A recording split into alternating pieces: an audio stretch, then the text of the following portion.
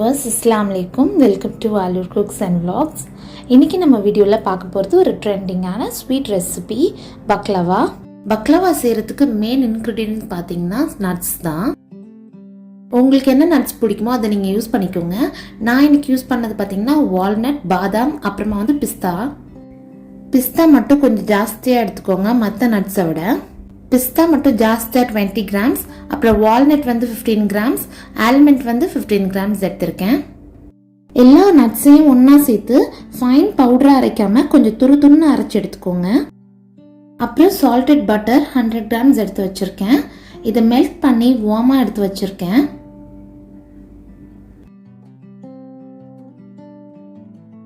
பக்லவா செய்கிறதுக்காக நான் இன்னைக்கு ஃபிலோ ஷீட்ஸ் தான் யூஸ் பண்ண போகிறேன். இப்போ சூப்பர் மார்க்கெட்ஸில் எல்லா இடமும் இந்த ஃபிலோ ஷீட்ஸ் அவைலபிளாக தான் இருக்குது.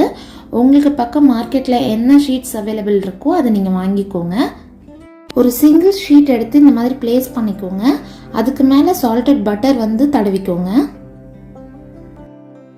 இந்த மாதிரி ஷீட்ஸ் நான் வந்து 14 ஷீட்ஸ் யூஸ் பண்ண போகிறேன்.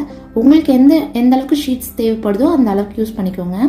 அதுக்கு மேலே வந்து அந்த நட்ஸ் நம்ம மிக்ஸ் பண்ணி வச்சுருக்கோம்ல, அதை வந்து இதில் ஸ்ப்ரெட் பண்ணிடுங்க. முடிஞ்ச அளவுக்கு நட்ஸ் வந்து கொஞ்சம் ஜாஸ்தியாகவே ஆட் பண்ணுங்கள். அதுக்கப்புறம் இந்த மாதிரி ரோல் பண்ணிக்கலாம். ரோல் பண்ணும்போது ரொம்ப கேர்ஃபுல்லாக ரோல் பண்ணுங்கள். ஃபிலோ ஷீட்ஸ் பொறுத்த வரைக்கும் ரொம்ப நேரமாக வெளியே இருக்கக்கூடாது. அப்படி வெளியே நீங்கள் ரொம்ப நேரம் வைக்கிறதா இருந்தால் ஒரு டவலை வச்சு wrap பண்ணி வச்சுக்கோங்க. எட்ஜ் வரைக்கும் நல்லா இந்த மாதிரி ரோல் பண்ணிக்கோங்க. நம்ம பட்டரை வந்து வார்மாக யூஸ் பண்ணியிருக்கனால அந்த எட்ஜஸ் வந்து பிரிஞ்சு வராது, அந்த ஷீட்டோடு சேர்த்து ஒட்டிக்கும். இந்த ஸ்வீட் செய்கிறதுக்கு ஷீட்ஸ் மட்டும் தான் யூஸ் பண்ணணும்னு இல்லை, டோ கூட யூஸ் பண்ணலாம். அதுவும் ரொம்ப ஈஸி மெத்தட் தான். இனி வர வீடியோஸில் நான் உங்களுக்கு காமிக்கிறேன். யூஸ்வலாக நம்ம வீட்டில் ஏதாவது ஃபங்க்ஷனாக நம்ம செய்கிறது வந்து பாயசம் இல்லைன்னா வட்டலப்பம் தான். இந்த மாதிரி ஏதாவது டிஃப்ரெண்ட்டாக ட்ரை பண்ணும்போது கொஞ்சம் வெரைட்டியாக இருக்கும். பட்டரை ப்ரஷ் பண்ணும்போது அது எல்லா எட்ஜஸ்க்கும் அந்த போகிற மாதிரி பார்த்துக்கோங்க. சைட்ஸில், எட்ஜஸில், அதுக்கப்புறமா அதில் நல்லாவே ப்ரஷ் பண்ணிக்கோங்க.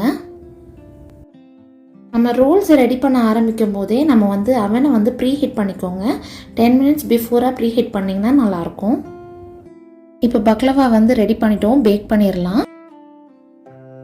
இப்போ அவனில் 30 to 40 மினிட்ஸ் நல்லா ஒரு கோல்டன் ப்ரௌன் ஆகிற வரைக்கும் நான் வந்து 180 டிகிரியில் பேக் பண்ணி எடுக்க போகிறேன்.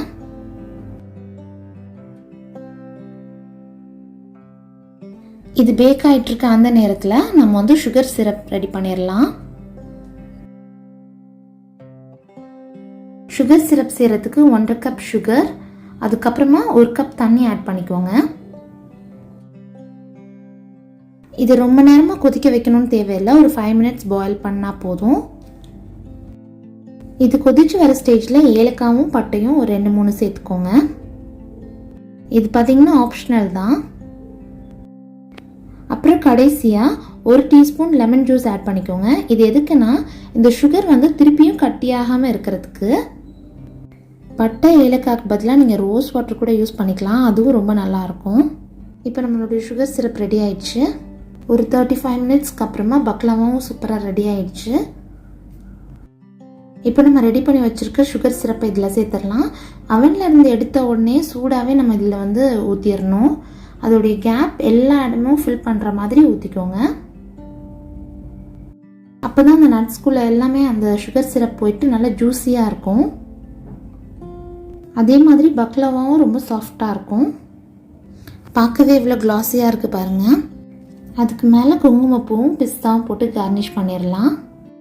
இது செஞ்ச உடனே சர்வ் பண்ணக்கூடாது, ஓவர் நைட் ஒரு நாள் விட்டு அதுக்கப்புறமா சர்வ் பண்ணிங்கன்னா ரொம்ப நல்லாயிருக்கும். ஓவர் நைட் இல்லாட்டாலும் ஒரு 4 to 6 ஹவர்ஸாவது கொஞ்சம் அப்படியே விட்டுருங்க. இப்போ நம்மளுடைய பக்லவா சாப்பிட்றதுக்கு ரெடி ஆகிடுச்சு. ரொம்ப ரொம்ப கிறிஸ்பியாக ரொம்ப டேஸ்டியாக இருந்துச்சு. மேலே கிறிஸ்பியாகவும் உள்ளே கொஞ்சம் சாஃப்டாக அப்புறம் ஜூஸியாக இருந்துச்சு. இந்த ரெசிபியை நீங்களும் ட்ரை பண்ணிவிட்டு எனக்கு ஃபீட்பேக் சொல்லுங்கள். Happy cooking. தேங்க்யூ.